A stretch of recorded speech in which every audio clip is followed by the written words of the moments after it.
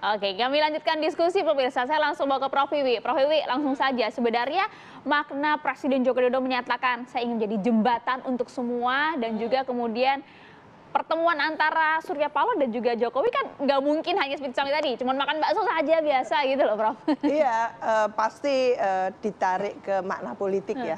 Jadi tidak keliru publik kalau memaknai itu politik, apalagi baru grace ya, kita baru mencoblos ya. tanggal 14. Jadi too much too soon apa yang dilakukan Pak Jokowi, ini ada dua track yang ingin dilakukan. Ini cawe-cawe episode kedua mungkin.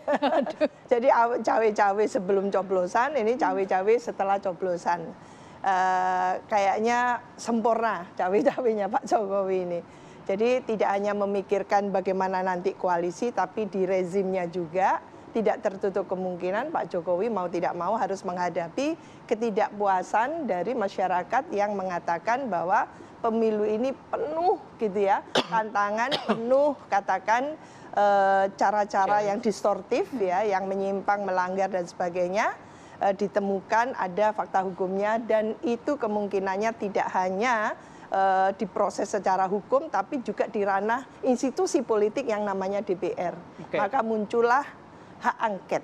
Nah, hak angket kalau dihitung-hitung hanya mengandalkan koalisi dari Pak Prabowo saat ini, 4 partai politik ya.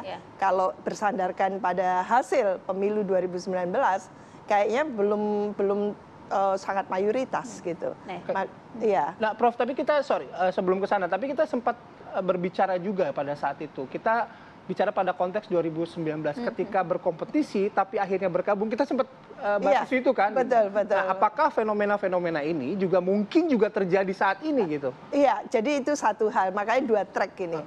Satu track lainnya kita tidak pernah disuguhi oleh koalisi yang mantap, koalisi yang terukur, yang tidak kocar-kacir segera setelah gitu ya nantinya diumumkan oleh KPU siapa pemenang di Pilpres. Biasanya seperti itu.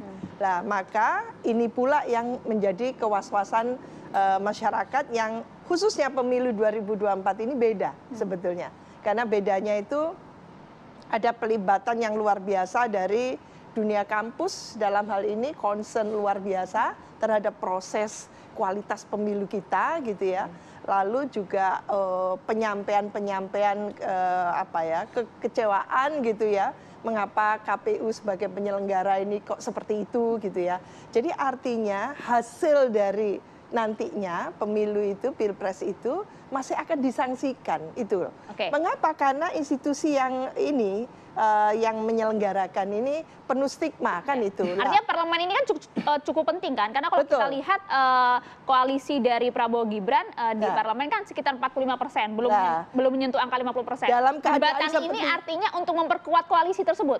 Dalam kondisi yang seperti ini, Pak Jokowi hadir menggoda gitu ya. Menggoda koalisi yang ada di perubahan.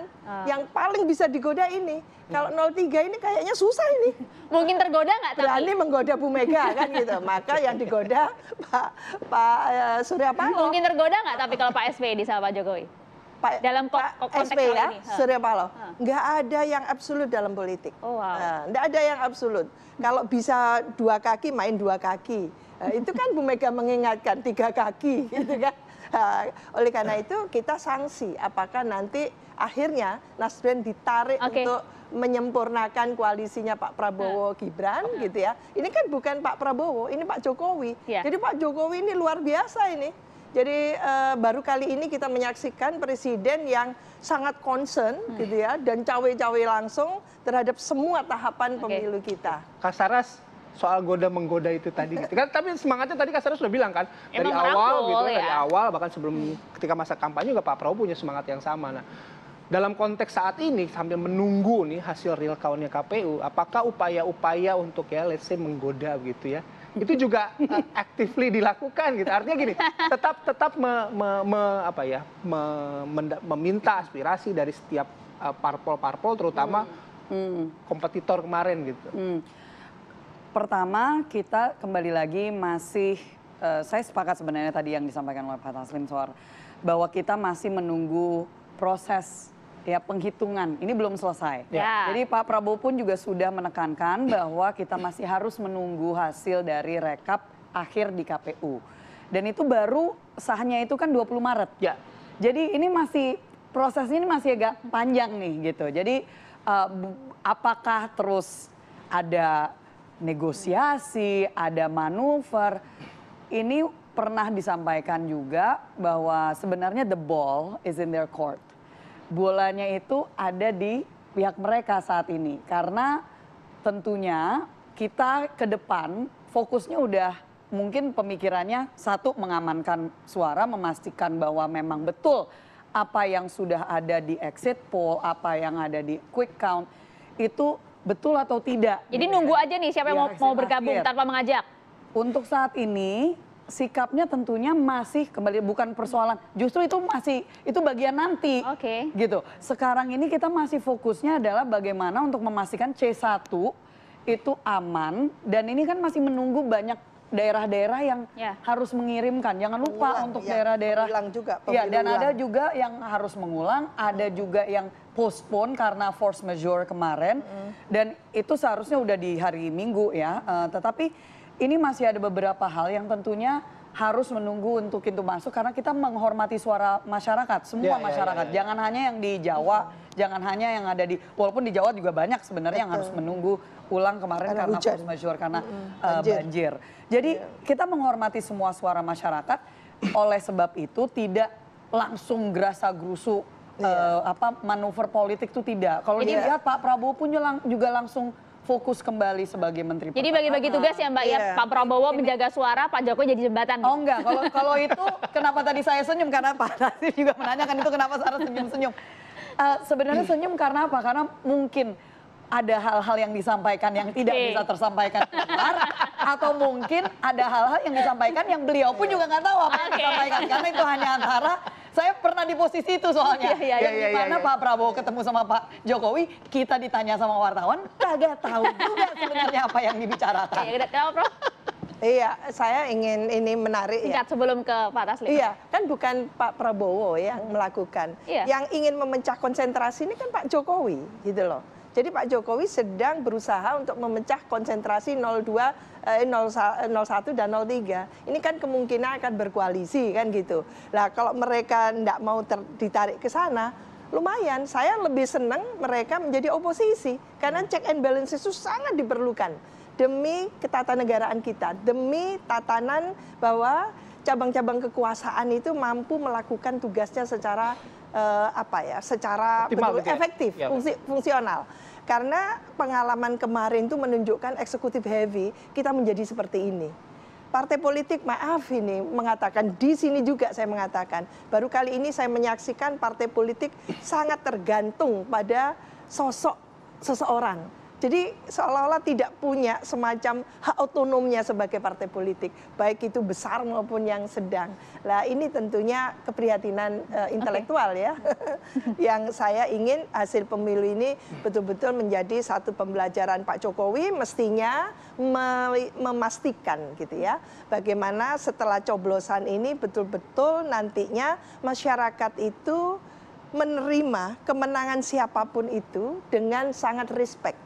Jadi tidak ada huru-hara karena diwarnai oleh ya seperti ini pendekatan-pendekatan sebelumnya gini yang menurut saya apa yang dilakukan Pak Jokowi itu memecah konsentrasi lalu menimbulkan kebingungan di antara itu. Curahan hati seorang Prof Wiwi gitu ya, harapannya ingin seperti itu gitu. Pak Taslim, tadi soalnya kekhawatiran ini juga berawal dari jangan-jangan sebenarnya Partai Nasdem juga ya dibilang tergoda mungkin enggak, tapi juga iya pasang dua kaki jangan-jangan nih, ancang-ancang cari aman. Ya, jadi seperti saya tegaskan tadi, kami masih fokus baik sendiri-sendiri sebagai partai maupun di posko nasional Amin, kami masih memilah-milah semua laporan daerah. Ini kan tadi Mbak Sarah bilang ada beberapa pekerjaan. Satu, pemilu yang tertunda. Yang kedua, PSU banyak.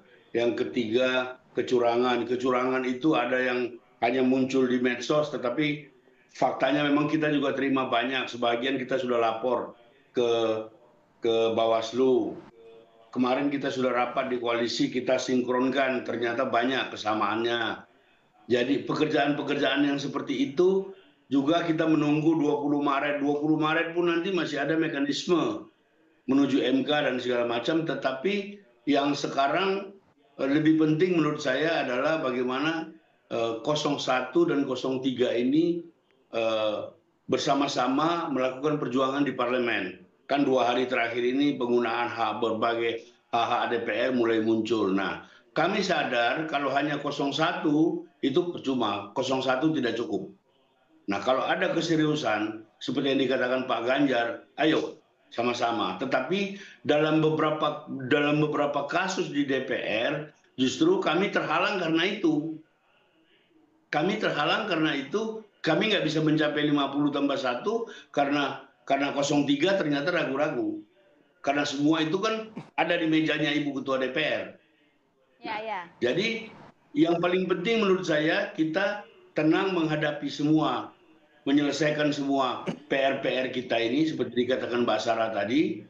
Yang paling penting juga seperti kata Prof. Siti tadi, bagaimana menjadikan pemilu ini legitimate, harus diterima oleh rakyat. Kalau diterima dengan sikap ragu-ragu seperti ini, kasihan pemerintah, siapapun pemerintahnya nanti kasihan. Kalau ragu-ragu, rakyat dengan segala macam dihantui oleh berbagai isu dan segala macam, walaupun sebagian kita sudah bisa buktikan sekarang dan kita sudah antar di Bawaslu, pemerintah ini menjadi tidak kuat. Kita mau kan setelah pemilu kita selesaikan semua, kita sepakat siapa kalah siapa menang itu biasa, kita sama-sama menempuh cara masing-masing. Keseimbangan pemerintahan yang dikatakan Prof. Siti tadi juga penting supaya pemerintahan yang seperti sekarang, heavy pemerintahan ini kan nyaris melewati batas, akhirnya kita semua ya seperti ini. Makanya penting juga sikap Nasdem nih ya. Oke, baik. Artinya kan gini, kalau dari Bang Taslim tadi Mbak Kasaras juga sebenarnya kalau partai-partai saat ini masih fokus pada pemilihan suara begitu kan. Dan kalau Prof. Wiwi bilang tadi politik itu tidak absolut karena pasti akan sangat cair nih. Artinya kita masih menunggu sampai tanggal 20 Maret nih kondisinya yang absolut seperti apa. Nah, nanti kita akan bahas lebih lanjut lagi. Kami harus jeda terlebih dahulu ya. Kami akan kembali sesaat lagi.